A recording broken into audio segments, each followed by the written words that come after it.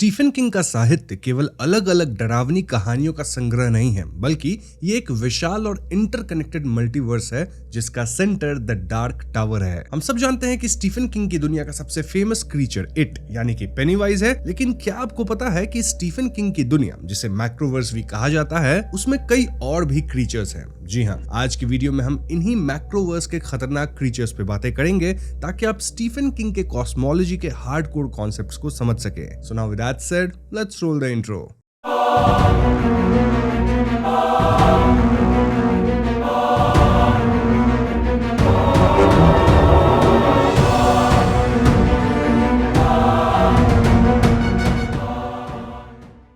तो क्रीचर्स को समझने से पहले हमें उस स्टेज को समझना होगा जहां ये सारे क्रीचर्स एग्जिस्ट करते हैं। देखो, स्टीफन किंग का यूनिवर्स लेयर्स में बटा हुआ है और इसीलिए हम सबसे पहले बात करेंगे अबाउट द प्रिम, जो कि शुरुआत का अंधेरा है। सृष्टि के आरंभ यानी जो क्रिएशन होता है ना, उससे पहले वहां कुछ नहीं था सिवाय द प्रिम के। प्रिम एक मैजिकल, क्योटिक और प्रिमोडियल समंदर था। इमेजिन करो एक ऐसा समंदर जो प्योर मैजिक और क्योस से बना हो, जहां फिजिक्स के कोई रूल्स नहीं लगते हो। इस प्रिम से ही सबसे पहले गैन, जो स्टीफन किंग के यूनिवर्स का सुप्रीम गॉड फिगर है, वो उठा था। जब गैन ने यूनिवर्स और डार्क टावर को क्रिएट किया तो प्रिम पीछे हट गया, लेकिन प्रिम पूरी तरह गायब नहीं हुआ। आज भी यूनिवर्स के किनारों पर और गहराइयों में प्रिम के बचे हुए हिस्से मौजूद हैं। इन हिस्सों में जो क्रीचर्स रह गए वो डीमन एलिमेंटल्स या एंशिएंट मॉन्स्टर्स बन गए। पेनीवाइज और मैट्रिन जैसे बींग्स का ओरिजिन इसी एंशिएंट प्रिम से जुड़ा हुआ माना जाता है, जो उन्हें प्री क्रिएशन एंटिटीज बनाता है। So now if you look at it, Macroverse के हायरार्की में सबसे ऊपर गैन है। गैन को द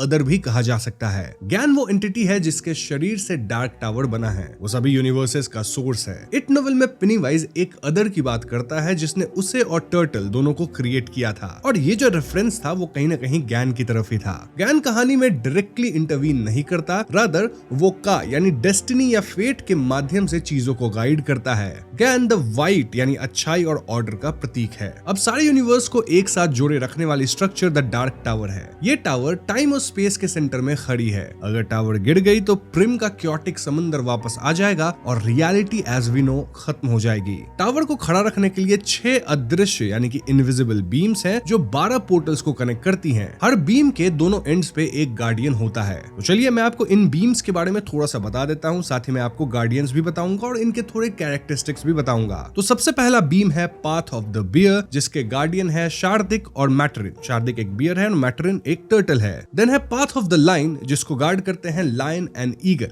ये गार्डियंस मिड वर्ल्ड के एजेस को प्रोटेक्ट करते हैं। फिर है पाथ ऑफ द हॉर्स, जिसे of course horse and dog guard करते हैं और इनका जिक्र डार्क टावर सीरीज में आता है। फिर है पाथ ऑफ द रैबिट, जिसे गार्ड करते हैं रैबिट एंड फिश। ये भी टावर को स्टेबलाइज करते हैं। फिर पार्ट ऑफ द एलिफेंट यानी कि एलिफेंट और वुल्फ इसको गार्ड करेंगे और इनके पोर्टल्स एंड वर्ल्ड के पास हैं। And finally path of the rat, जिसे गार्ड करते हैं रैट एंड बैट, और ये सबसे पुराने गार्डियंस में से हैं। अब जो भी गार्डियंस में मैं एनिमल्स बता रहा हूं उनको आप नॉर्मल एनिमल्स मत समझिएगा, रादर ये कॉस्मिक बीइंग्स हैं। इसका एग्जांपल आप ऐसे ले सकते हैं कि इट के अंदर हमने मैट्रिन का नाम बार बार सुना था, वो विशाल का एक कॉस्मिक कछुआ, राइट? वेल, वो इन्हीं गार्डियंस में से एक है जो डार्क टावर के स्ट्रक्चर का एक वाइटल हिस्सा है। नाउ मैक्रोवर्स का कॉन्सेप्ट अक्सर तोदास स्पेस के साथ कंफ्यूज किया जाता है, लेकिन ये थोड़ा अलग है। कैसे? वेल, मैक्रोवर्स एक ब्रॉड टर्म है जो उस हायर रियलिटी को दर्शाता है जहां पेनीवाइज और मैट्रिन एग्जिस्ट करते थे या करते हैं। वहीं तोदाश स्पेस जो है, ये वो काली और अंधेरी जगह है, जिसे आप वॉइड भी कह सकते हैं, जो अलग अलग यूनिवर्सेस के बीच में है। जब हम एक यूनिवर्स से दूसरे यूनिवर्स में ट्रैवल करते हैं तो हमें तोदाश स्पेस से गुजरना पड़ता है। ये जगह नथिंगनेस से भरी है, लेकिन यहाँ भी मॉन्स्टर्स रहते हैं और यहाँ रहने वाले मॉन्स्टर्स को तोदाश मॉन्स्टर्स कहा जाता है। जब किसी यूनिवर्स की दीवार यानी बैरियर कमजोर पड़ती है, जिसे थिनी कहा जाता है, तो तोदाश स्पेस के मॉन्स्टर्स वहां से निकलकर हमारी दुनिया में आ जाते हैं। मूवी द मिस्ट में जो क्रीचर्स आए थे वो इसी स्पेस के इनहेबिटेंट्स थे। नाउ अब हम कुछ मॉन्स्टर्स पे भी बात कर लेते हैं जो कि इस अमेजिंग मैक्रोवर्स से आते हैं, और जब भी मैक्रोवर्स का बात होगा तो पहला नाम पेनीवाइज यानी कि इट का ही आएगा। ये स्टीफन किंग के द्वारा क्रिएट किया गया सबसे आइकॉनिक और पावरफुल विलन है। पेनीवाइज के ऊपर हम कई वीडियोस में बात कर चुके हैं, लेकिन यहाँ भी मैं आपको थोड़ी सी डिटेल दूंगा। हालांकि अगर आप पेनीवाइज की हिस्ट्री अच्छे से जानना चाहते हैं तो वो मैंने दूसरी वीडियोस में बता बता रखा है, उन्हें आप चेकआउट कर सकते हैं। साथ ही आप इट वेलकम टू डेरी की एक्सप्लेनेशन भी चेकआउट कर सकते हैं। तो सबसे कॉमन बात तो यह है कि पेनीवाइज हमारे यूनिवर्स का हिस्सा नहीं है एंड वो मैक्रोवर्स से आया है करोड़ों साल पहले। इनफैक्ट इंसानों के आने से पहले भी इट एक एस्ट्रॉइड या मिटियोर के रूप में अर्थ पे गिरा था। कहां गिरा था? वेल, उसी जगह पे जो कि आज के टाइम पे डेरी मेन यूएसए में है, और पेनीवाइज इसी जमीन के नीचे गहराई में जाकर बस गया था। देन वो एक खास मेटेरॉइड में आया था। देन क्यों वो डेरी के साथ ही बंध गया, उसी एरिया में रह पाता है, इसके बारे में मैंने it welcome to Derry series के अंदर बता रखा है। लेकिन यहाँ मैं आपको ये बता दूं कि इट का जन्म प्रिम के केओस से हुआ था। वो डिस्ट्रक्शन और कंजम्पशन का प्रतीक है। उसका एग्जिस्टेंस सिर्फ खाने और टेरर फैलाने के लिए ही है, तभी तो उसे डिवॉरर ऑफ वर्ल्ड्स भी कहा जाता है। वैसे अगर इट के हम ट्रू फॉर्म की बात करें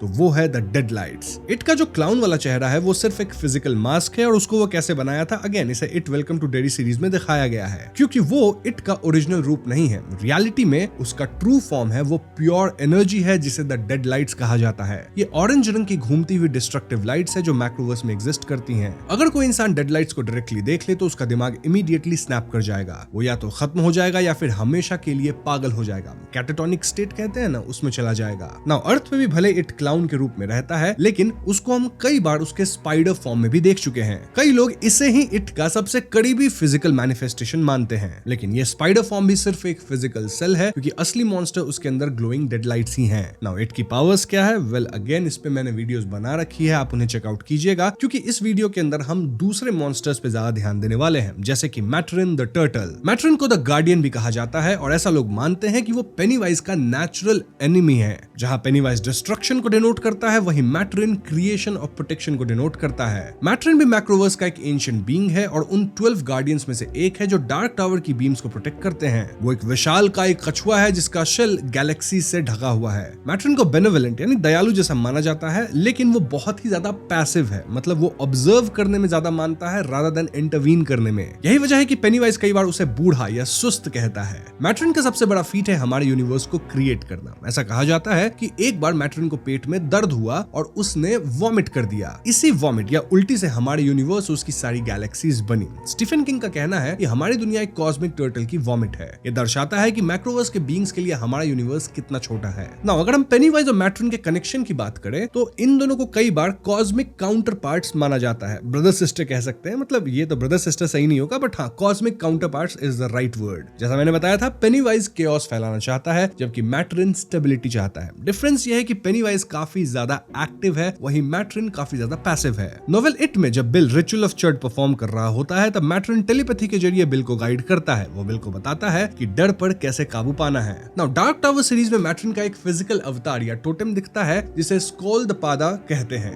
ये एक छोटा सा स्क्रिमशो यानी कि हाथी दांत से बना हुआ कछुआ है। इस खिलौने को देखने से लोग हिप्नोटाइज हो जाते हैं और शांत हो जाते हैं। ये डायरेक्टली मैट्रिन की शक्ति से जुड़ा हुआ है और इविल फोर्सेस के खिलाफ प्रोटेक्शन देता है। नाउ एक खास बात यह है कि नोवेल इट के एंड में, जहां पे 1985 वाली टाइमलाइन चल रही थी, वहां पे पेनीवाइज बिल को बताता है कि टर्टल मर चुका है। पेनीवाइज का कहना था कि ही चोक्ड ऑन ए गैलेक्सी और 2 और इस तरह से वो खत्म हुआ। लेकिन क्या ये बात सच है? वेल, इसकी कोई पुष्टि नहीं हुई है। इनफैक्ट डार्क टावर सीरीज के अंदर तो टर्टल का इन्फ्लुएंस अब भी है। तो हो सकता है कि भले टर्टल का फिजिकल फॉर्म खत्म हो गया हो, लेकिन बीम गार्डियन के रूप में उसकी एनर्जी अभी भी टावर को सपोर्ट कर रही है। और ऐसे भी स्टीफन किंग के यूनिवर्स में मौत कभी अंत नहीं होती। पेनीवाइज भी तो खत्म हो गया था, राइट? लेकिन क्या वो वापस आएगा? कुछ कह नहीं सकते। अब पेनीवाइज खत्म कैसे हुआ था? द रिचुअल ऑफ चड से। तो आखिर ये रिचुअल ऑफ चड है क्या? वेल, चड एक एंशिएंट हिमालयन शैमनिक रिचुअल है। इसका बेसिक प्रिंसिपल है 2 विल्स यानी कि 2 इच्छा शक्तियों की टक्कर। यहाँ इंसान और मॉन्स्टर से एक दूसरे की आंखों में देखते हैं और मेटाफोरिकली अपने जीव यानी कि टंग्स को ओवरलैप करते हैं। दोनों एक दूसरे को काटते हैं और तब तक नहीं छोड़ते जब तक कोई एक हार न मान ले। इस प्रोसेस में दोनों एक साइकिक प्लेन यानी कि मैक्रोवर्स में पहुंच जाते हैं। यहाँ उन्हें एक दूसरे को रिडल्स या जोक सुनाने होते हैं और किंग के यूनिवर्स में लाफ्टर इविल के खिलाफ एक पावरफुल वेपन है। इन शॉर्ट, जो पहले डर गया या जिसकी कनेक्शन टूटी वो हार जाता है और हमेशा के लिए वॉइड में खो जाता है। सो यस, यहाँ मैंने आपको मैट्रिन, पेनीवाइज, उन लोगों के कनेक्शन, उनकी ओरिजिन के बारे में बता दिया है। लेकिन क्या यही मॉन्स्टर्स हैं?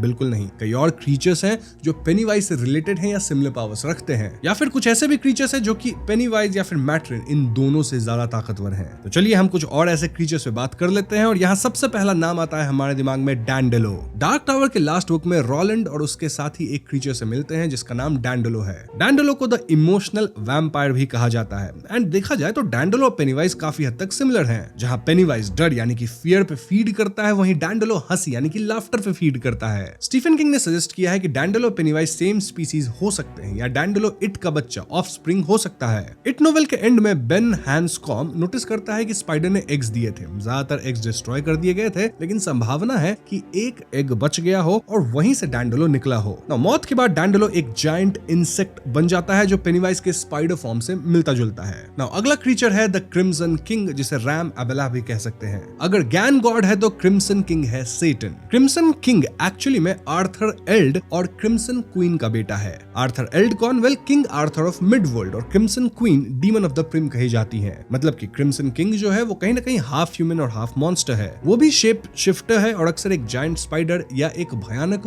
बूढ़े राजा के रूप में दिखता है। क्रिम्सन किंग भी डेडलाइट्स का यूज करता है और इसी वजह से फैंस मानते हैं कि वो और पेनीवाइज प्रिम के जरिए जुड़े हुए हैं। क्रिम्सन किंग का मकसद टावर को गिराना है जबकि पेनीवाइज का मकसद खाना और केओस फैलाना है। अगला क्रीचर है ताक, जिसे द पोजेसर भी कहते हैं। नोवेल्स डेस्परेशन और द रेगुलेटर्स में ताक मेन विलन है। ताक एक वाइजिन है, एक ऐसी स्पिरिट जो हमारे यूनिवर्स से बाहर से आई है। ताक के पास अपनी फिजिकल बॉडी नहीं होती, वो इंसानों को पोजेस करता है, लेकिन ताक की एनर्जी इतनी डार्क और इंटेंस होती है कि इंसानी शरीर उसे संभाल नहीं पाता और जल्द ही डिटोरिएट करने लग जाती है, सड़ने लग जाती है। इसलिए ताक को बार बार नए होस्ट बॉडीज ढूंढने पड़ते हैं। ताक पेनीवाइज से अलग है क्योंकि पेनीवाइज अपना फॉर्म खुद क्रिएट कर सकता है, जबकि ताक प्योरली पैरासिटिक है। Then the next creature is the outsider, जिसे एल कुको भी कहते हैं। बुक द आउटसाइडर में एक क्रीचर है जो शक्ल बदल सकता है, यानी कि वो शेप शिफ्टर है। ये क्रीचर ग्रीफ यानी कि दुख और पेन को खाता है। ये बच्चों को मारता है और फिर उनके परिवार से दुख से एनर्जी लेता है। ये पेनीवाइज का एक छोटा या कमजोर रिलेटिव लगता है। पेनीवाइज डर खाता है, डैंडेलो हंसी और आउटसाइडर दुख, ये सब एक ही फैमिली से लगते हैं जो कि डिफरेंट इमोशंस पे फीड करते हैं। कहते हैं ना वो इमोशनल वैम्पायर्स हैं। बट अगर आप पावर्स को कंपेयर करें तो कहीं ना कहीं पेनीवाइज इन सबसे ज्यादा स्ट्रॉन्ग दिखाई देता है। यस, यहाँ मैंने आपको कई क्रीचर्स के बारे में बता दिया है और देखा जाए तो स्टीफन किंग का जो मैक्रोवर्स है वो एक ऐसी जगह है जहाँ बिलीफ और विल पावर फिजिक्स के लॉ से ज्यादा मायने रखते हैं। पेनीवाइज कोई अकेला मॉन्स्टर नहीं है, रादर वो एक बड़े इकोसिस्टम का हिस्सा है जो ज्ञान से शुरू होता है और डार्क टावर के चारों तरफ घूमता है। जैसे जैसे किंगवर्स से रिलेटेड नई सीरीज आती रहेंगी या फिर अगर आपने बुक्स को पढ़ रखी है, जो कि मैंने पढ़ रखी है, तो हम ऐसे ही लोर को और भी एक्सप्लोर करते रहेंगे। अगर आपको इन बुक्स की एक्सप्लेनेशन चाहिए तो आप कमेंट्स में बता दीजिएगा। मैं धीरे धीरे करके नॉवेल कास्ट के अंदर इन बुक्स की एक्सप्लेनेशंस लाता रहूंगा। लेकिन फॉर नाउ आज की वीडियो में इतनी इन्फॉर्मेशन काफी रहनी चाहिए। उम्मीद करता हूँ आपको ये वीडियो पसंद आई होगी। पसंद आई है तो वीडियो को लाइक और शेयर करें। साथ ही चैनल पर नए हैं तो हमें सब्सक्राइब भी कीजिएगा, क्योंकि हम अपने चैनल पे ऐसे वीडियोस लाते रहते हैं। पीस।